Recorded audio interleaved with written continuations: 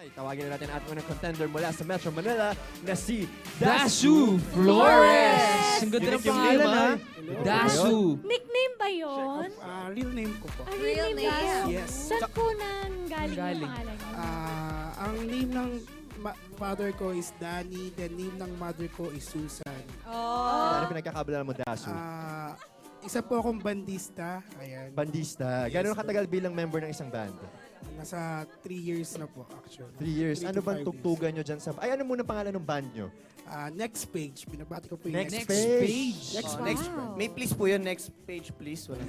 Next page. Iba yun. Ikaw ba yung nakaisip ng pangalan ng band nyo? Hindi po. Yung band leader po namin. Band. Ay.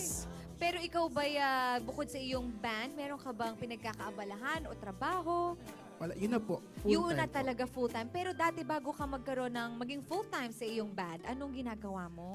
Isa po akong tagahugas ng dishwasher. Uy, DJ ka! Dishwasher. Di ba ang tawag yan, DJ sa restaurant? Sa restaurant. Yes. DJ. Or sa Australia, tinatawag yan na kitchen assistant.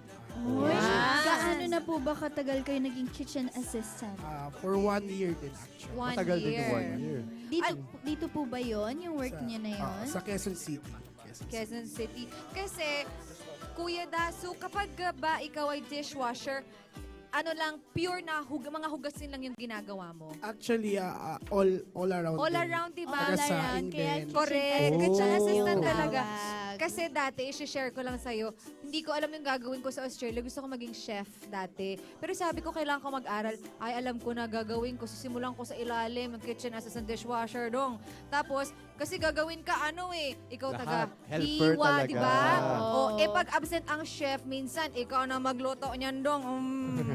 O, na-try ko rin yung ganyan sa restaurant. Alam mo, prone sa sugat ng kamay. At saka Kasi paso. Pag nabababad, lumalambot kamay. Pag naano ka sa tinidor, nagkakasugat na. Totoo yan. Mahirap ba maging isang dishwasher? Sobrang hirap. Paano? Anong klaseng hirap yan? Kasi bubuhatin mo rin yung yung mga kuhugasan Mabibigat mo. kasi yun. Sobrang bigat, tapos bawal mo ring mabasag. Charge ba sa inyo yun? Charge. Nababasag? Oo, wala kaming sweldo. Oo. Pero curious lang ako, totoo ba na pag wala kang pambayad sa restaurant, maghuhugas ka ng plato? Ay, hindi ko pa naman po na-encounter. Wala.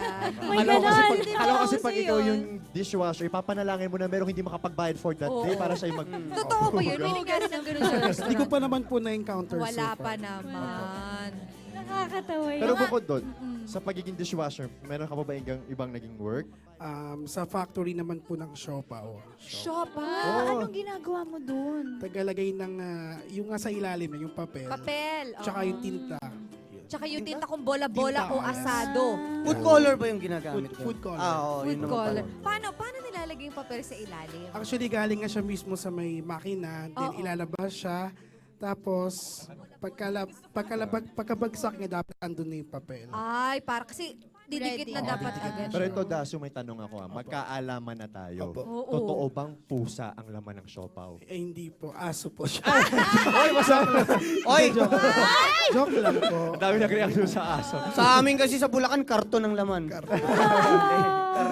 Yung nilalagay nyo ba sa ilalim, bakit nyo pa nilalagyan ng ganun? Nakakain ko naman.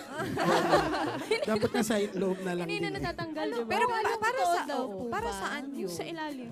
Para hindi po magkaroon ng ibang texture yung shape ng siopaw sa ilalim. Para ma-flat. Opo, para- Flat. Ilang Oo. show Kasi kinakain ko yun. Pag di ko na natanggal, kakainin ko na lang. Wala kang choice, Pwede no? naman ate, hindi ka naman Kasi papel naman yun eh. Oh, ilang siopaw ba sa isang araw yung naibabalot sa papel? Actually, depende sa peak months. Pagka Oo. December, napakadami. Siguro mga nasa lagpas thousands. Wow. May bonus din ba kayo kapag Pag ganun? Christmas? Naabutan ko po meron. Ay, Talaga? ngayon, so ibig sabihin ngayon wala Pinalis na. Wala, na end of contract po ako. Ano yung end of contract na? Time niya may endo pa. Meron pa. Pero ngayon ba kaya naging regular yung pagbabanda mo kasi mas okay yung kinikita kaysa dun sa past jobs mo? Ganun, opo. Actually, after ko po dun mag sa Siopawan, nag-band po ako din, nakapag-abroad po ako dahil sa pagbabanda. Oo. Ay, Pero ito, doon sa pagbabanda mo ba, nakapag-abroad ka ba because of that? O Galing po ako ng Dubai for 2 years. Wow. Kailan lang po yung last na, lapag niya doon? This Pegasus. Ayan. Jojo ko lang po yun. Ayan, malapit po sa may... Kailan po yung last nyo? last Punta ng Ramadan Dubai? lang, kakalapag lang namin. Kauwi lang po rin. Oo. Yung work mo doon sa Dubai, yung sa band mo. Yes, band. Yun na yun. Performer din po. 2 Talaga? years? Ang tagal na 2 years. Oo nga. Oo. Ano ba usually yung mga tinutugtog nyo doon? English, pero marami rin kong Pilipino kasi maraming Pinoy dun. Arabian song, marunong ka. Opo. Oo, kasi dapat ganun. Meron din. Oo. Meron ding Hindi, Oo. Chinese.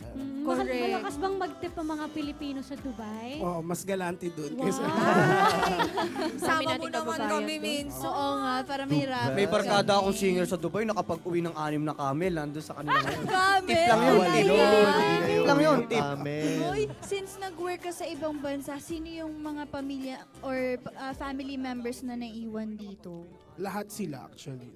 Lahat sila. Ang magpapa ko din, mga kapatid ko po. Oo. Ikaw ba'y may balak pang bumalik ng Dubai? Pagka nagkaroon po ng Ng chance. chance ulit. Oo, totoo yan. No? Mas malaki kasi ang kitaan talaga doon. Totoo. Pero eto, nandito na sa tawag ng tanghalan. Ano bang Yes. pinaglalaban mo at sumali ka dito? Gusto ko lang pong mapagbigyan yung mga taong naniniwala po sa talento ko. Yes, of course. At saka yung band mo doon Band sa ko din po. Dubai, Opo. di ba?